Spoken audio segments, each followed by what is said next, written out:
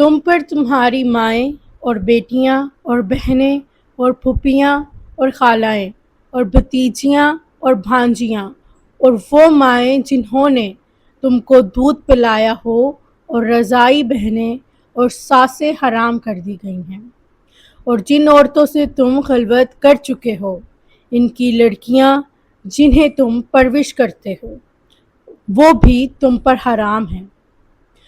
ہاں، اگر ان کے ساتھ تم نے خلوت نہ کی ہو تو ان کی لڑکیوں کے ساتھ نکاح کر لینے میں تم پر کچھ گناہ نہیں، اور تمہارے سبلی بیٹوں کی عورتیں بھی، اور دو بہنوں کا اکٹھا کرنا بھی حرام ہے، مگر جو ہو چکا سو ہو چکا، بے شک اللہ بخشنے والا ہے، بڑا مہربان ہے۔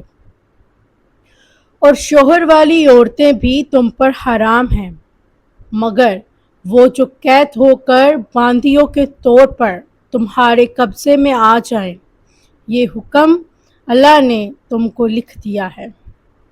اور ان محرمات کے سوا دوسری عورتیں تم کو حلال ہیں، اس طرح سے کہ مال خرچ کر کے ان سے نکاح کر لو، بشرط یہ کہ نکاح سے مقصود عفت قائم رکھنا ہو، نہ کہ شہوت پرستی۔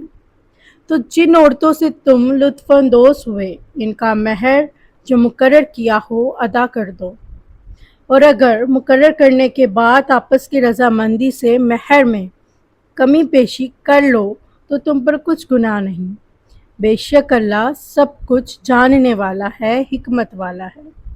اور جو شخص تم میں سے مومن آزاد عورتوں سے نکاح کرنے کا مقدور نہ رکھے تو مومن باندیوں میں سے جو تمہارے قبضے میں آ گئی ہوں نکاح کر لے، اور اللہ تمہارے ایمان کو اچھی طرح جانتا ہے، تم آپس میں ایک دوسرے کے ہم جنس ہو۔ پھر ان لونڈیوں کے ساتھ ان کے مالکوں سے اجازت حاصل کر کے نکاح کر لو، اور دستور کے مطابق ان کا مہر بھی ادا کر دو، بشرط یہ کہ وہ پاک دامن ہوں، نہ ایسی کہ کھلم کھلا بدکاری کریں اور نہ در پردہ دوستی کرنا چاہیں۔ پھر اگر وہ نکاح میں آ کر بدکاری کا ارتکاب کر بیٹھے تو جو سزا آزاد عورتوں کے لیے ہے اس کی آدھی ان کو دی جائے۔ یہ باندی کے ساتھ نکاح کرنے کی اجازت اس شخص کو ہے جسے گناہ کر بیٹھنے کا اندیشہ ہو، اور یہ بات کہ صبر کرو تمہارے لیے بہتر ہے، اور اللہ بخشنے والا ہے، مہربان ہے۔ اس رکوع میں اللہ تعالیٰ نے ان عورتوں کا تفصیلی ذکر فرمایا ہے جن سے نکاح کرنا حرام ہے۔ ان میں ماں، بیٹی، بہن، پھوپھی، خالہ، بھتیجی، بھانجی اور بعض دیگر قریبی رشتہ دار شامل ہیں۔ اس کے علاوہ رضاعت یعنی دودھ کے رشتے کی حرمت بھی بیان کی گئی ہے۔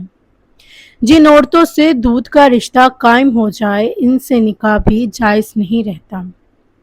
پھر اللہ تعالیٰ نے شادی شدہ عورتوں کے بارے میں حکم بیان فرمایا اور نکاح کے پاکیزہ اصول واضح کیے۔ اس کے بعد مہر ادا کرنے کی اہمیت بیان کی گئی اور تاکید فرمائی گئی کہ نکاح عزت، پاک دامنی اور ذمہ داری کے ساتھ ہونا چاہیے۔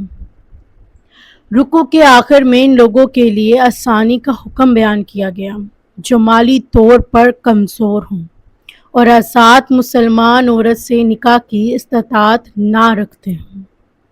اللہ تعالیٰ نے اپنی رحمت سے ان کے لیے بھی جائز راستہ بیان فرما دیا۔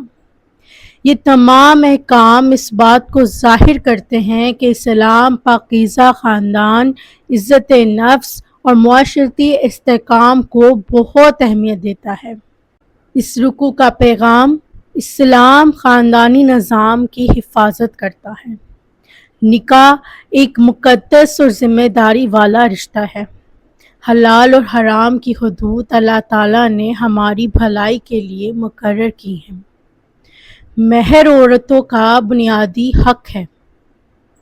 اللہ تعالیٰ اپنے بندوں کے لیے آسانی چاہتا ہے، تنگی نہیں۔ معزز سامعین، آج ہم نے سورۃ النساء کے اس رکوع میں نکاح سے متعلق اہم احکام اور حرام رشتوں کے بارے میں جانا۔ اللہ تعالیٰ ہمیں اپنے احکام کو سمجھنے اور ان پر عمل کرنے کی توفیق عطا فرمائے۔ اگر آپ کو یہ ویڈیو پسند آئی ہو تو اسے لائک کریں، شیئر کریں اور کمنٹ کریں۔ ملتے ہیں انشاءاللہ اگلے سورہ نساء کے اگلے رکوع کے ساتھ اگلی ویڈیو پہ۔ تب تک کے لیے اللہ حافظ۔